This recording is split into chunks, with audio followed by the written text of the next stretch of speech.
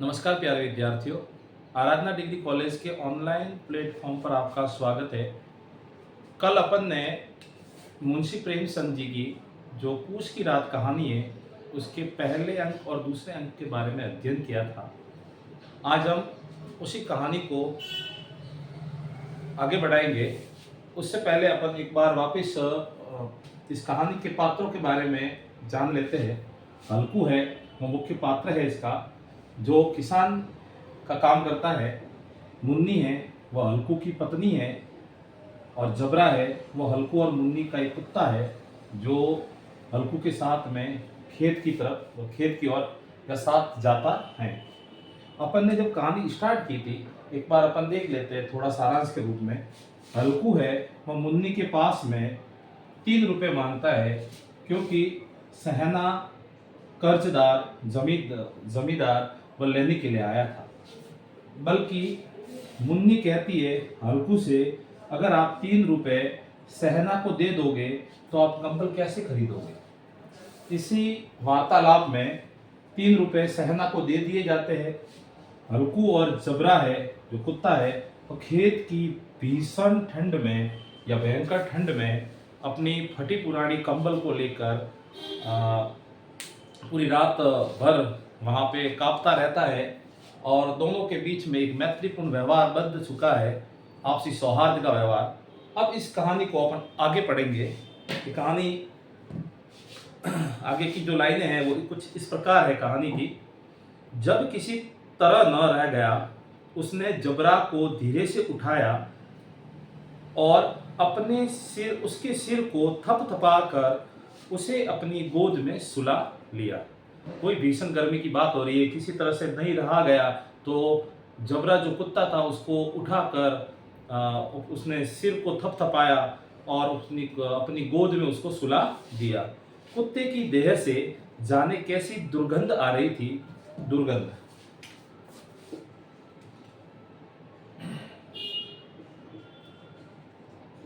इसमें है वो दुर उपसर्ग है, और गंध है वो दूर यानी बुरी।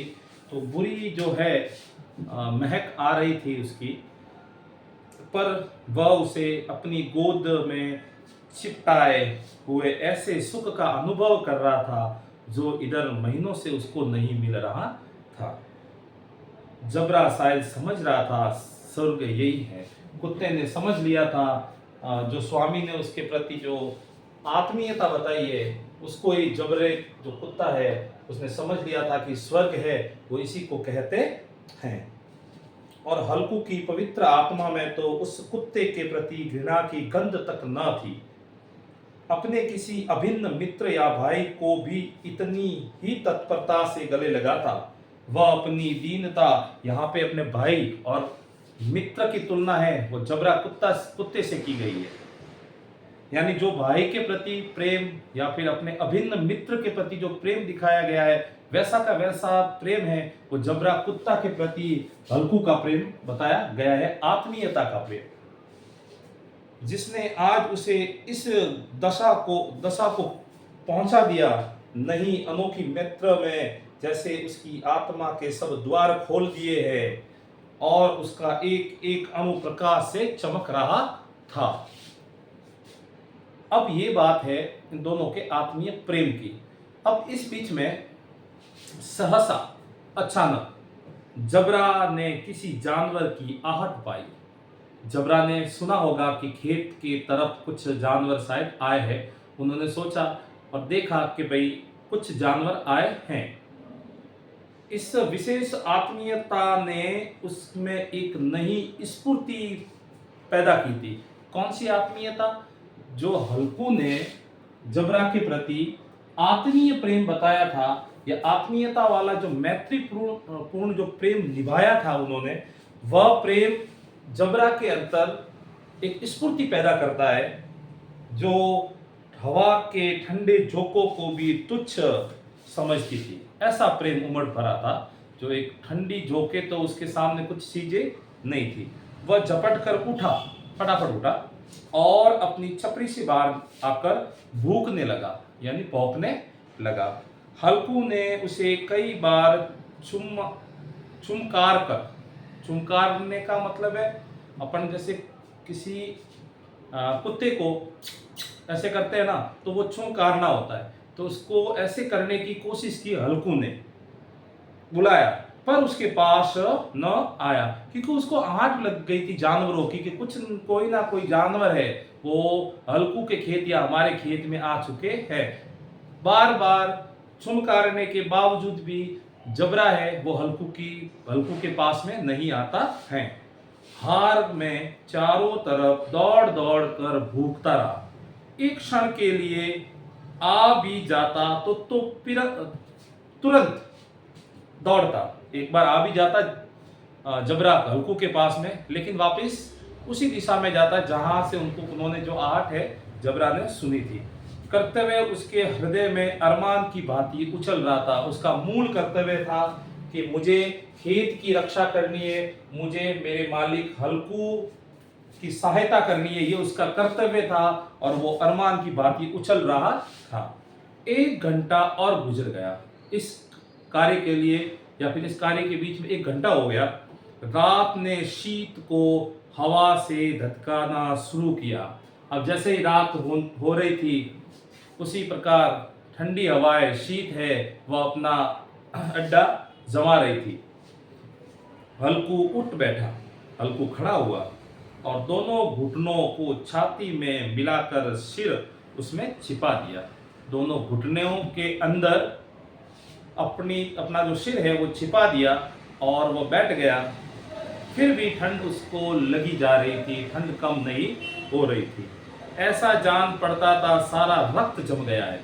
हल्कू समझ रहा था कि भाई मेरा अब रक्त मान लो जमने वाला है, यानी कि बहुत ज्यादा ठंड थी।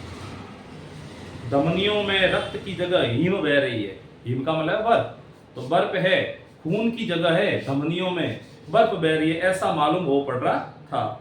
उसने भूख कर आकाश की ओर देखा। अभी कितनी रात बाकी है। तो हल्कू ने झुककर एक बार आकाश की ओर देखा कि अभी कितनी रात बाकी है। पहले जमाने में या फिर खेत के अंदर कोई कृषि जहाँ होती है खेत के अंदर, वहां पे कोई टाइम देखने वाला यंत्र था नहीं था और उस जमाने में हुआ भी नहीं करता था। आज से कम ये जो कहानी बताई गई है तो होगी 30 साल पहले की बात लगभग।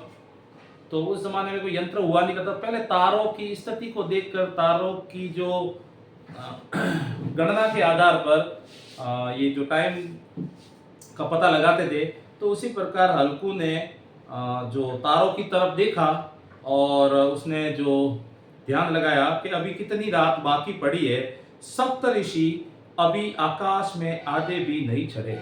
सप्तऋषि जो मंडल होता है, 7 तारों का सप्त ऋषि तो है, तो 7 तारे होते हैं। उनको देखा तो भाई अभी तक 7 तारे ऊपर की तरफ नहीं आए हैं। ऊपर आ जाएंगे तब कभी जाकर सवेरा होगा। अभी पहर बाकी है। पहर का मतलब 3 घंटे लगभग, तो 3 बजे होंगे उस समय की बात है। एक पहर में 3 घंटे होते हैं। हल्कू के खेत में कोई एक गोली के टप्पे पर आमों का बाग था। थोड़ा दूर, 100 मीटर दूर, हल्कू के खेत से 100 मीटर दूर करीबन एक आमों का बाग था।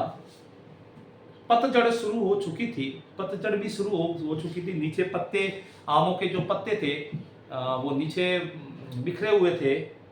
बाग में पत्तियों का ढेर लगा हुआ था। हाँ वही फिर पतझड़ ऋतु, पत्तियों का झड़ना। फिर पतझड़ होगी तो पत्तियां तो बिखरेगी और बहुत सारी पत्तियां भी वहां पे जमी हुई होगी। तो पतझड़ शुरू हो चुकी थी, बाग में पत्तियों का ढेर लगा हुआ था। हल्कू ने सोचा चलकर पत्तियां बटोरू का मतलब इकट्ठा करना, ठीक है, तो बटोरू और उन्हें जलाकर खूब तापू मैं, उनको जलाकर मैं तापता रहूं, क्योंकि ठंड पड़ रही थी। रात को कोई मुझे पत्तियां बटोरते देखे तो समझे कोई भूत हो। अगर मेरे को किसी ने देख भी लिया कि ये जो आदमी है ये पत्तियां जो बटोर रहा है, तो वो समझेगा कोई भूत है। कौन जाने कोई जानवर ही छिपा बैठा हो और मैं जो पत्तियां बटोरूं, उस समय क्या पता कोई जानवर ही अंदर बैठा हो, मगर अब तो बैठे नहीं जा रहा है। लेकिन इतना सोचूंगा तो मैं ठंडे मर जाऊंगा, या ठंडी इतनी थी, इस वजह से उन्होंने ज़्यादा सोचना भी वाजिब नहीं समझा, और उन्होंने तमाम जो बातें थी उनको नज़रअंदाज करते हुए उन पत्तियों को बटोरना शुरू कर दिया। उसके पास के उसके पास के अरहर के खेत में जाकर कई पौधे उखाड़ लिए। अरहर का जो पौधा होता है, दाल होती है एक प्रकार की, वहां से उन्होंने कई पौधे भी उखाड़ लिए और एक झाड़ू बनाया और हाथ में सुलगता हुआ उपला लिया और बगीचे की तरफ चल दिया। जबरा ने उसे आते देखा, पास आया और दुम हिलाने लगा। दुम का मतलब होता है पूंछ, जो उसको देखकर प्यार से है, वो जबरा कुत्ता है, हल्कू को देखकर प्यार से दुम हिलाने लगा, पूंछ हिलाने लगा, यानी प्यार व्यक्त करने लगा हल्कू के प्रति। हल्कू ने कहा, अब तो नहीं रहा जाता जबरू, चलो बगीचे में पत्तियां बटोर कर तापेंगे, टाटे हो जाएंगे तो फिर आकर सोएंगे। टाटे का मतलब होता है तैयार। जब अपन शीत, जो सर्दी पड़ रही है, सर्दी के अंतर्गत अपन तापेंगे, और तापने के बाद में हमारा शरीर है वह एकदम तैयार हो जाएगा, तो अपन इधर आ जाएंगे। अभी तो रात बहुत पड़ी है, जैसा कह के हल्कू चला वहां से। जबरा ने कूकू करते हुए अपनी सहमति प्रकट की और बगीचे की ओर हल्कू के साथ में चल पड़ा। बगीचे में खूब अंधेरा छाया हुआ था और अंधकार में निर्दयी पवन पत्तियों को कुचलता हुआ चला जाता था। वृक्षों से ओस की बूंदें टप टप नीचे टपक रही थी। एकाएक झोंका आया और मेहंदी के फूलों की खुशबू लिए हुए आया। यानी वहां पे मेहंदी का जो बाग होगा, वहां से उस तरफ से एक हवा आई, तो एक अच्छी खुशबू आई हल्कू की तरफ। हल्कू ने कहा, कैसी अच्छी महक है जबरू, तुम्हारी नाक में कुछ सुगंध आई? जबरू को पूछा हल्कू ने, क्या बड़ी अच्छी महक है, क्या तुम्हें अच्छी महक आई जबरू?